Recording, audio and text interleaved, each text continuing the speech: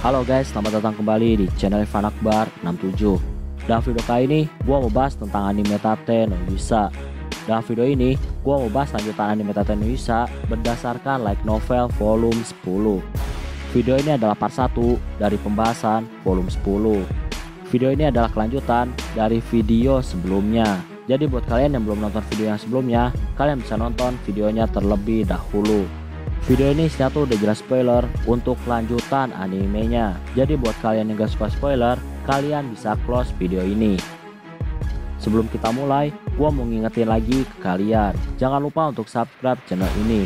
Dan jangan lupa juga untuk nyalain loncengnya, supaya kalian dapat notif kalau channel ini update video terbaru.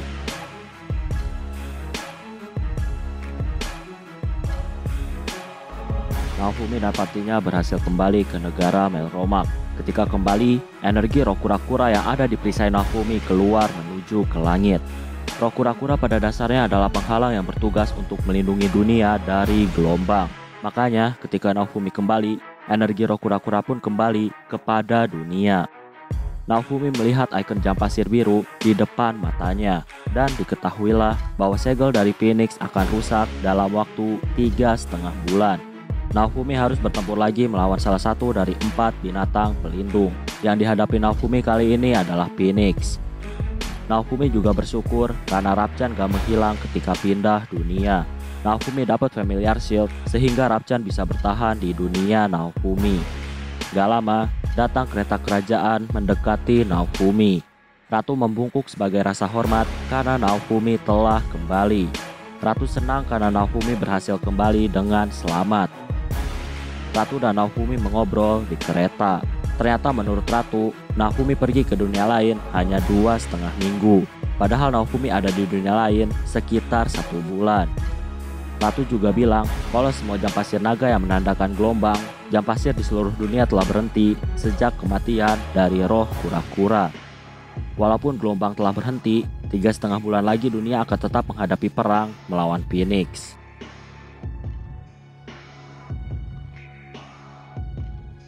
Ketika sampai kastil, Naofumi ceritain semua kejadian yang dialami ketika di dunia lain. Para petinggi terkejut mendengar cerita Naofumi. Naofumi juga ngasih teks yang dikasih Kizuna kepada sang ratu. Naofumi bilang kalau teks itu berisi informasi tentang gelombang. Tentunya teks itu harus diterjemahkan terlebih dahulu. Ratu pun bentuk tim untuk menerjemahkan teks dari dunia lain. Naofumi juga nunjukin item yang dia dapat dari dunia lain. Naofumi juga ngasih tahu kalau sekarang Naofumi, Philo, dan Raphtalia statistiknya lagi menurun dikarenakan kutukan dari skill Naofumi. Dan menurut dokter dari dunia lain, kutukan itu akan menghilang dalam waktu 3 bulan. Itu artinya Naofumi dan yang lainnya harus bisa bertahan selama 3 bulan dengan statistik yang rendah.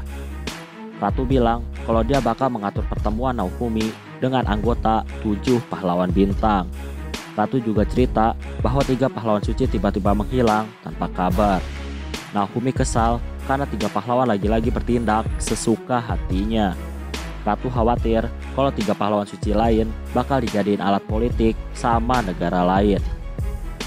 Naofumi minta suatu wilayah kepada sang ratu.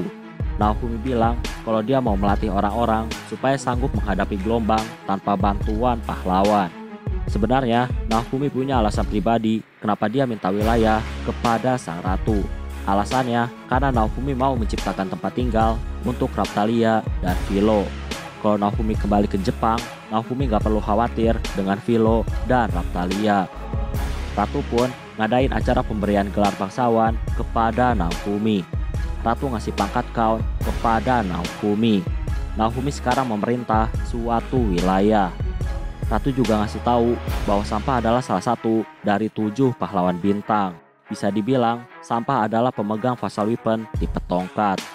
Naofumi jelas terkejut.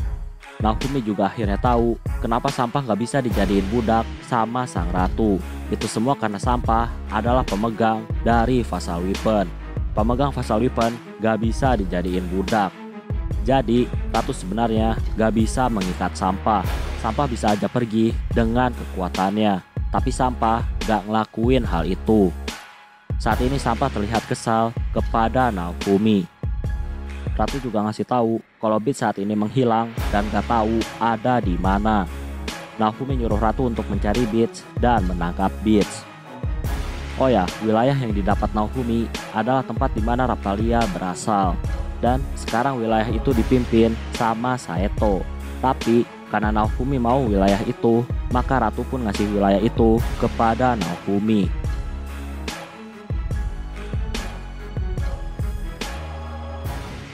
Naofumi beristirahat di kastil. Naofumi mengecek status armor dari dunia lain. Ternyata nama dari armornya tidak bisa terbaca. Selain itu, statistik armornya juga berubah jadi 0. Semua item dari dunia lain yang dipakai party Naofumi jadi nggak berfungsi. Naofumi bilang ke Raphtalia kalau dia bakal ngumpulin budak untuk dijadiin pasukan pribadi. Naofumi dan Raphtalia mereka mengobrol. Risia yang melihat keakraban Naofumi dan Raphtalia, dia bilang kalau Naofumi dan Raphtalia seperti pasangan suami istri. Muka Raphtalia tiba-tiba memerah. Besoknya setelah sarapan, Naofumi bilang ke Ratu kalau dia mau mencari budak untuk dijadiin pasukan pribadi. Ratu bilang kalau di wilayah Naofumi sekarang udah gak ada budak demi-human. Saito sebagai pemimpin, dia melarang perbudakan terhadap demi-human. Saito udah berhasil membebaskan 4 budak demi-human yang berasal dari desa Raphtalia. Walaupun gitu, masih ada banyak demi-human yang belum terselamatkan. Beberapa demi-human udah ada yang dijual dan jadi budak. Ratu bilang kalau mereka akan berusaha mencari demi-human dari desa Raphtalia yang udah dijual jadi budak.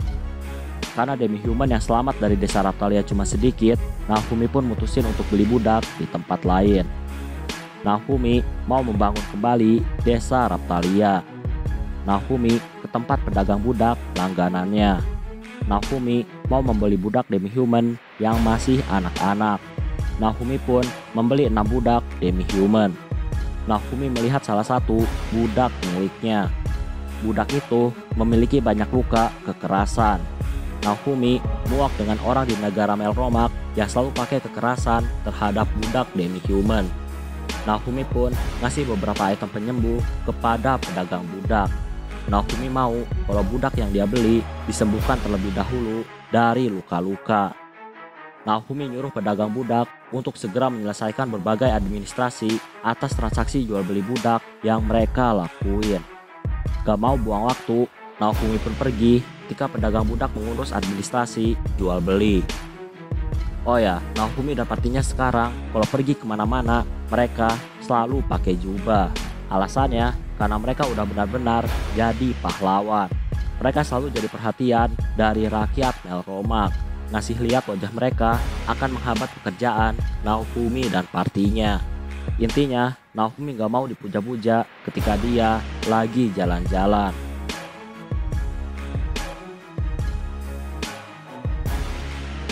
Naofumi pun sampai di toko senjata. Penjaga toko sangat antusias dengan kedatangan Naofumi. Udah berminggu-minggu Naofumi gak mampir ke toko senjata. Penjaga toko pun mengambil senjata yang dulu pernah dipesan oleh Naofumi. Senjata itu bernama Pekul Rapier. Senjata itu dipesan Naofumi untuk Risia. Penjaga toko bilang sejak kejadian penyerangan roh kura-kura, toko senjata miliknya selalu dikunjungi oleh banyak pelanggan. Sekarang toko senjata sangat kekurangan senjata karena senjatanya laris terjual. Naofumi bilang karena kejadian roh kura-kura, Ratu akan membatasi bantuan item-item atau bantuan yang berhubungan dengan uang kepada Naofumi. Alasannya karena keuangan negara lagi difokuskan untuk memulihkan negara pasca serangan roh kura-kura. Naofumi cerita kalau Ratu ngasih Naofumi sebuah wilayah. Naofumi minta kalau penjaga toko mengajarkan salah satu budaknya cara untuk membuat senjata. Naofumi mau bangun wilayah, makanya pengrajin senjata sangat dibutuhkan di wilayah Naofumi. Naofumi juga memesan beberapa senjata untuk para budaknya. Naofumi juga nyuruh kalau penjaga toko menyebarkan berita bahwa Naofumi telah memimpin suatu wilayah. Dengan tersebarnya berita Naofumi jadi pemimpin, maka hal itu bisa menarik perhatian para investor. Naofumi butuh investor untuk bangun wilayahnya.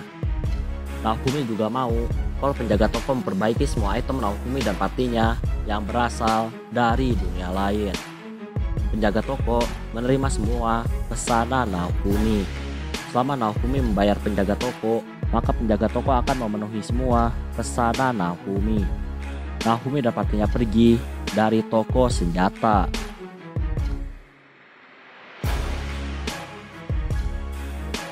Naofumi dan partinya menuju gudang senjata yang ada di kastil. Naofumi mau membawa semua senjata yang udah gak dibutuhin sama sang ratu. Ketika mengangkut barang-barang, tiba-tiba datang sang ratu. Ratu bilang kalau dia udah ngumpulin semua mayat monster dari peperangan melawan roh kura-kura. Naofumi pun menyerap semua mayat itu ke dalam perisainya. Naofumi dapat banyak perisai, tapi dia tertarik dengan salah satu perisai, yaitu Spiritorte Scarpe Shield. Perisai itu punya skill E-Float Shield. Naofumi pun mencoba skillnya. Naofumi mampu menciptakan perisai mengambang di sekitar pengguna. Perisai itu juga bisa bergerak sesuai keinginan Naofumi. Naofumi juga mencoba menggabungkan beberapa skill miliknya, dan ternyata berjalan dengan baik. Naofumi dan partinya pun kembali ke tempat perdagangan budak. Di sana, pedagang budak udah nyiapin semua budak yang dipesan oleh Naofumi. Tentunya budak-budak itu udah dipasang segel budak. Naofumi bilang ke para budaknya kalau dia akan memperlakukan para budak dengan sangat baik. Tentunya Naofumi juga mau kalau para budak bekerja keras. Naofumi sangat benci orang pemalas. Kalau ada yang malas, maka Naofumi akan menjualnya. Naofumi juga memesan beberapa telur monster. Gunanya, kalau sudah besar, bisa dimanfaatkan untuk mengangkut barang, menarik kereta, ataupun bertarung. Naofumi berharap bukan monster Filolial. Dalam pikiran Naofumi, menggunakan jasa Filolial akan sangat merepotkan. Ketika lapar, Filo selalu merengek. Dan kalau ada banyak Filolial, Naofumi bisa dikerumuni sama orang yang merengek untuk minta makan. Hal itu akan sangat berisik. Naofumi nyuruh Risia, Filo, dan Raptalia untuk membesarkan monster yang akan dipelihara. Sebelum pergi, Naofumi pun masakin makanan untuk semua orang. Setelah makan, Naofumi dan yang lainnya akhirnya pergi.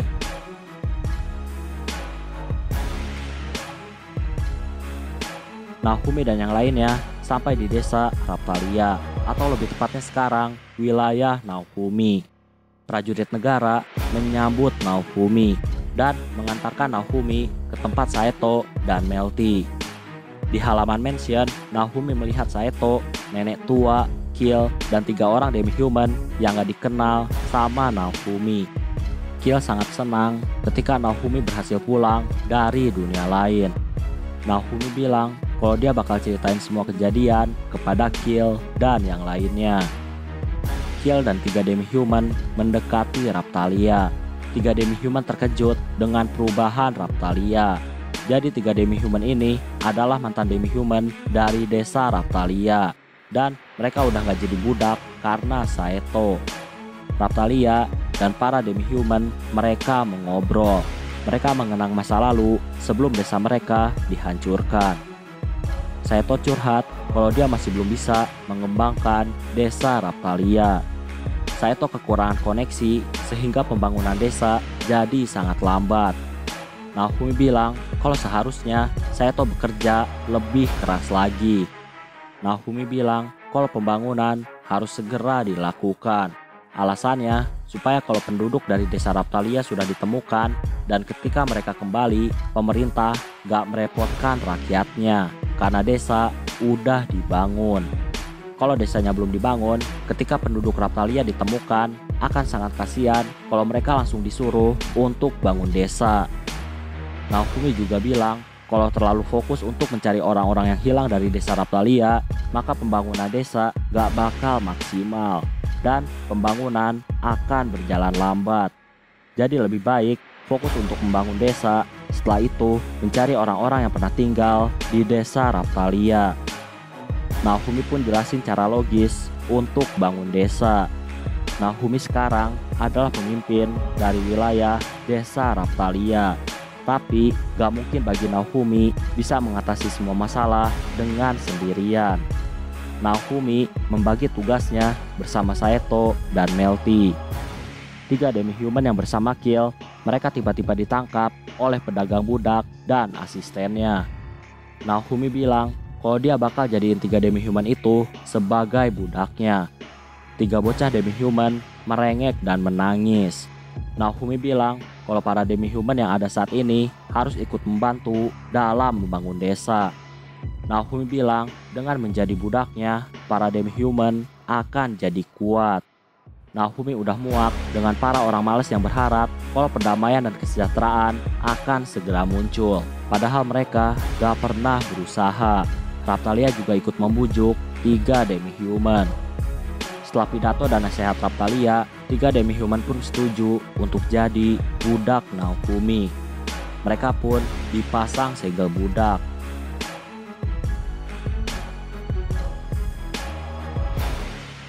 Naofumi dan yang lainnya mulai membangun kembali desa Raphtalia. Prajurit kerajaan juga ikut membantu. Naofumi juga nyuruh Philo, Raphtalia, dan Risia untuk membantu para budak dalam leveling.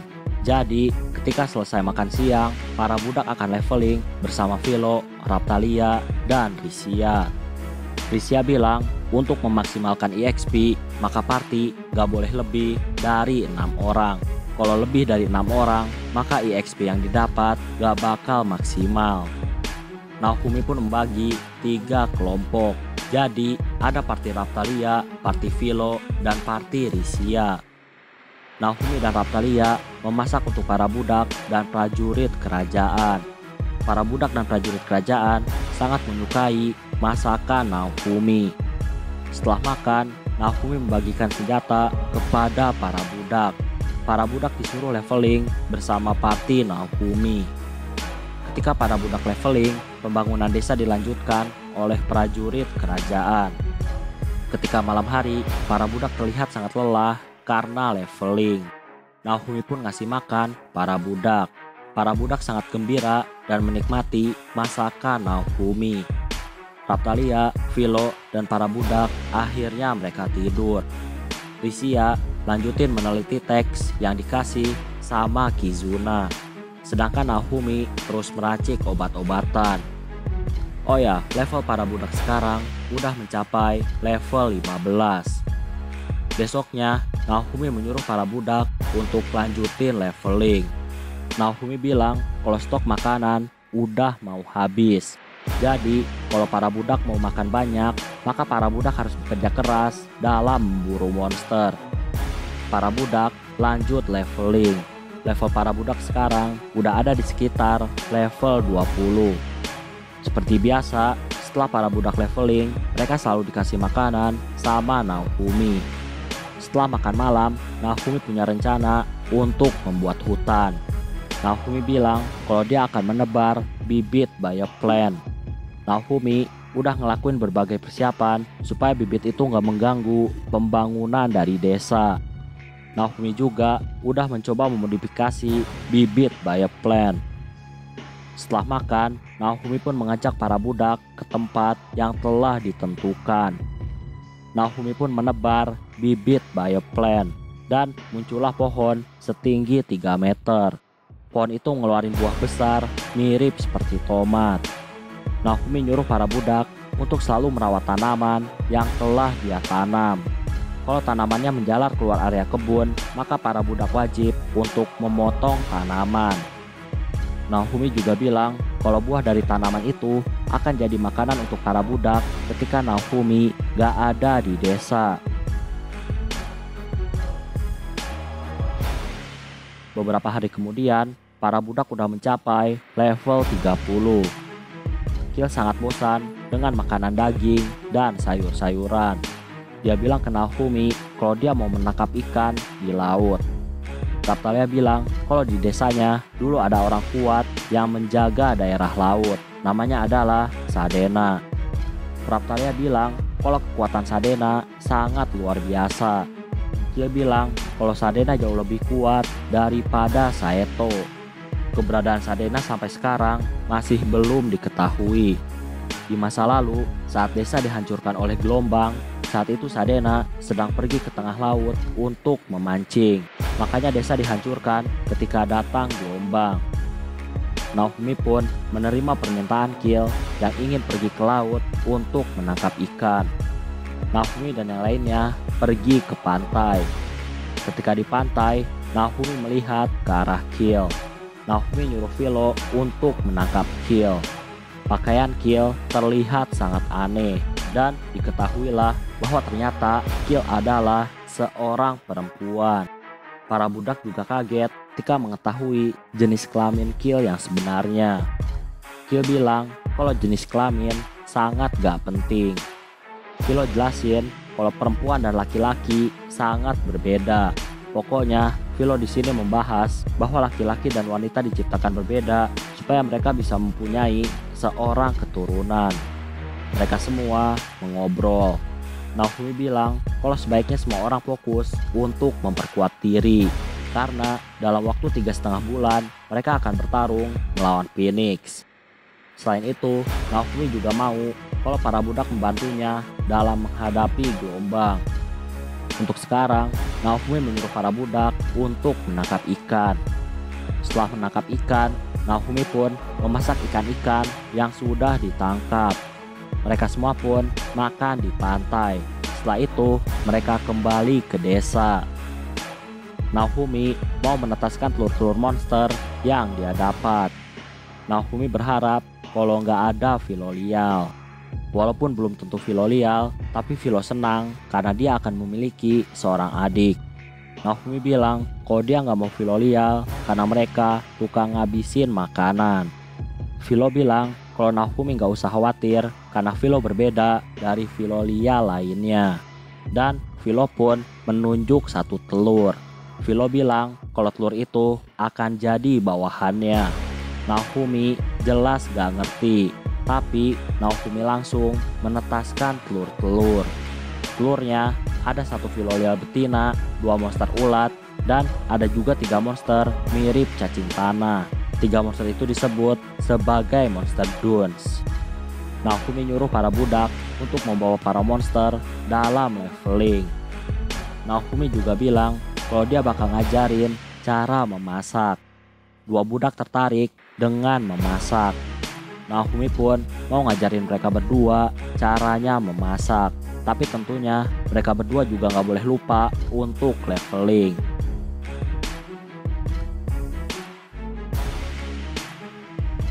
Gak kerasa para monster udah semakin besar. Philo lial yang baru terlihat lebih imut dan gak berisik seperti Philo. Sedangkan monster ulat udah semakin besar dan monster itu bisa menarik kereta. Monster dunes juga udah terlihat semakin besar dan mampu mengolah tanah pertanian dengan sangat baik. Naofumi pun mulai berdagang. Dia nyuruh Kil untuk berdagang dengan pakaian gaun berenda.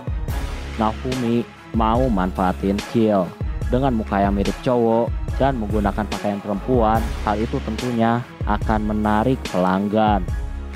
Naofumi bakal berdagang bersama Kil dan Raphtalia. Mereka semua pun pergi berdagang. Tentunya yang menarik kereta adalah Philo. Naofumi pergi ke kota-kota terdekat. Naofumi juga memasang tanda perisai di kereta dagang miliknya. Naofumi mau manfaatin reputasinya untuk meraup semua keuntungan. Ketika ada pelanggan, Naofumi bilang kalau dia butuh uang untuk bangun suatu wilayah. Makanya sekarang Naofumi pergi berdagang. Warga yang mendengar itu, mereka langsung ngasih tahu ke warga lainnya bahwa Naofumi butuh uang untuk bangun wilayah. Dan para warga pun membeli semua dagangan milik Naofumi. Selama 3 hari berdagang, penghasilan Naofumi sangat luar biasa. Dagangannya selalu laku terjual. Gak lama, pedagang budak menghampiri Naofumi dan dia ngasih undangan kepada Naofumi. Pedagang budak bilang kalau dia dapat kabar bahwa ada budak yang berasal dari desa Raphtalia. Budak itu dijual di pasar Zeltobel. Untuk menuju Zeltobel dibutuhkan waktu 2 minggu perjalanan. Itu pun memakai kendaraan tercepat. Tapi pedagang budak bilang kalau Naofumi pakai Philo, maka kemungkinan perjalanannya cuma 1,5 minggu. Naofumi mutusin untuk pergi ke negara Zeltobel. Walaupun perjalanannya 1 minggu, tapi kalau udah sampai Zeltobel, Naofumi akan mudah bolak-balik ke desa Raphtalia. Tentunya pakai teleportasi. Naofumi ngajak Philo dan Rapcan untuk ikut dengannya. Dan Naofumi nyuruh Raphtalia untuk mengurus desa. Raphtalia awalnya nggak mau, tapi Naofumi bilang bahwa Raphtalia boleh ikut. Tapi pada siang hari, Naofumi akan menteleport Raphtalia ke desa. Dan Raphtalia akan mengurus desa. Jadi Raphtalia ikut dalam perjalanan. Tapi pas siang hari, Raphtalia akan mengurus desa.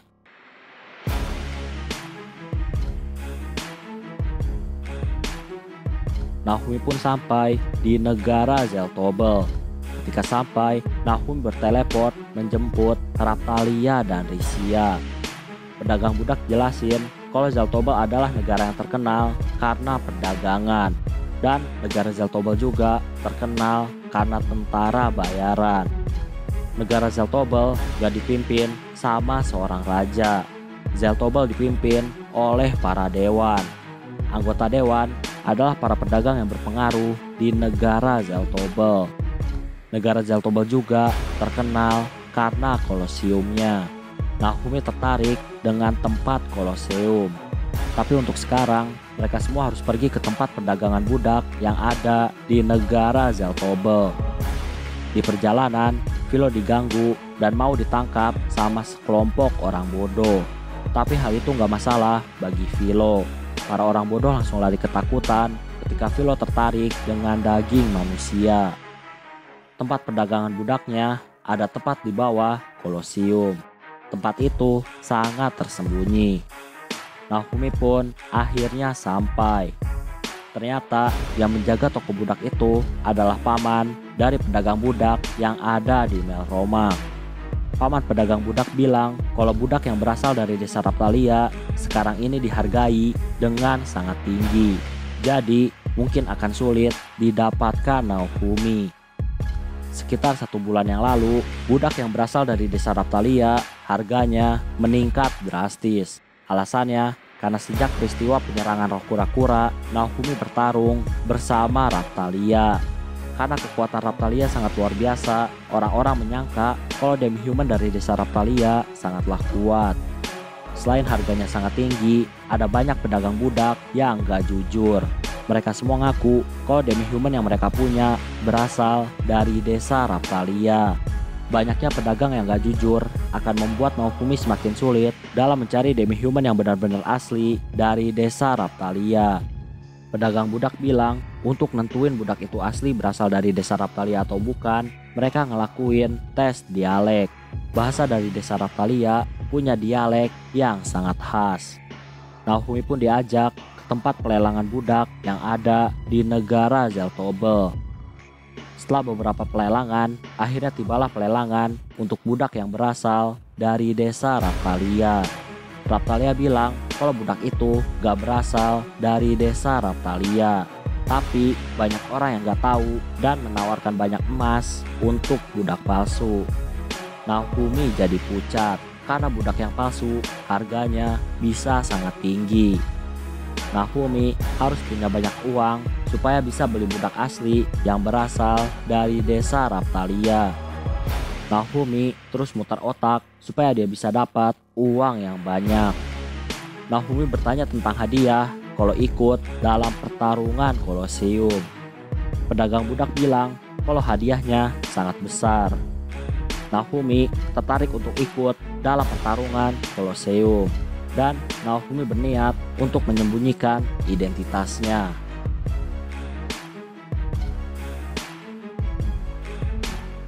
Oke, kayaknya cukup untuk video pembahasan kali ini. Terima kasih karena udah nonton video ini sampai habis. Jangan lupa untuk subscribe, like, dan yang paling penting adalah jangan lupa untuk share video ini ke teman-teman kalian. Sampai bertemu kembali di video-video selanjutnya. Terima kasih.